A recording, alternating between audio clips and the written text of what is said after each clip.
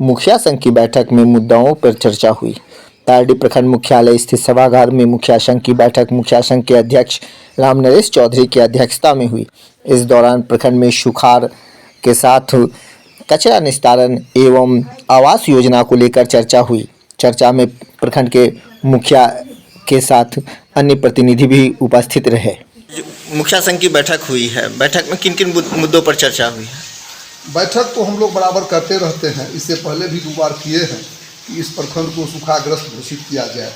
आज भी पहला प्रस्ताव यही है कि बारिश तो कुछ हुआ है लेकिन इससे धान का फसल होगा ये संभव नहीं है, और ये बारिश से अब रबी का फसल जो होता खेसारी मसूरी वगैरह तीसी वो सब भी अब होने का उम्मीद समाप्त हो चुका है। तो हम लोगों का पहला प्रस्ताव है कि हमारे प्रखंड को सूखाग्रस्त घोषित कर अविलंब गरीबों को राहत मुहैया उपलब्ध करवाई जाए, ये पहला मुद्दा।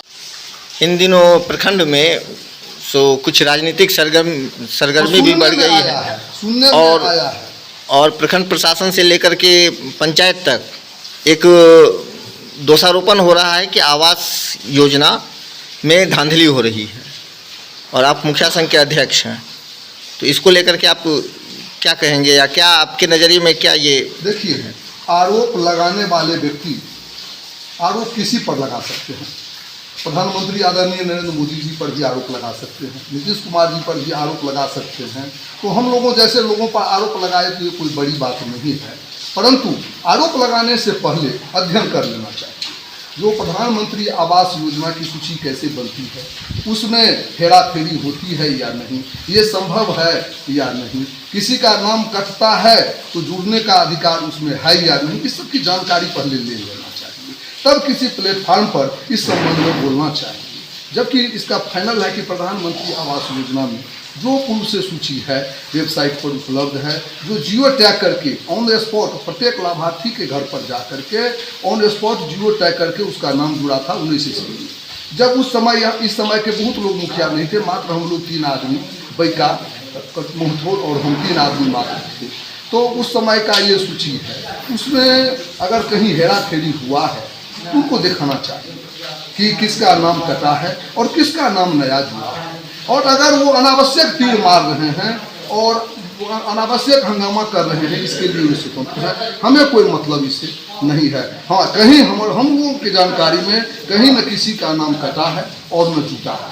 हाँ, हमें परेशानी एक बात की है कि इतना बड़ा हंगामा से अब आवास सहायक जो है सो अब जांच करना शुरू कर दिया है कि हम आवास देंगे किसको और किसको नहीं देंगे। अब ककोढ़ा में मेरा 394 व्यक्ति का नाम है, और वहाँ अगर जांच होता है तो उस सूची में जिन लोगों का नाम था उसको मालूम था कि मेरा नाम है। अब 19 ईस्वी से पहले 5 साल पहले उसका नाम जोड़ा गया था। वो व्यक्ति कर्जा लेकर के दुकानदार से उधारी लेकर के किसी ने घर बना लिया। अब अगर जांच में उसका घर कट जाता है तो गाँव में आक्रोश होगा।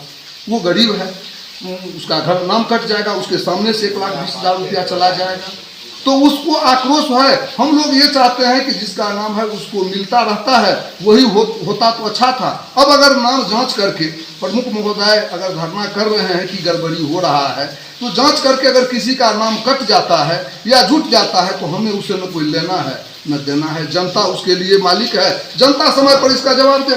नहीं, तो इसमें एक और आरोप लग रहा है कि सीरियल को तोड़ करके भुगतान किया जा रहा है। बिल्कुल, अगर कहीं भी सीरियल टूटा है तो इस संबंध में प्रखंड विकास पदाधिकारी ने संतोष सिंह को 2 आवेदन दिया, पत्र दिया है कि अगर किसी पंचायत में कहीं भी एक भी सीरियल टूटा है तो आप हमें उसका उपलब्ध करवाइए नाम।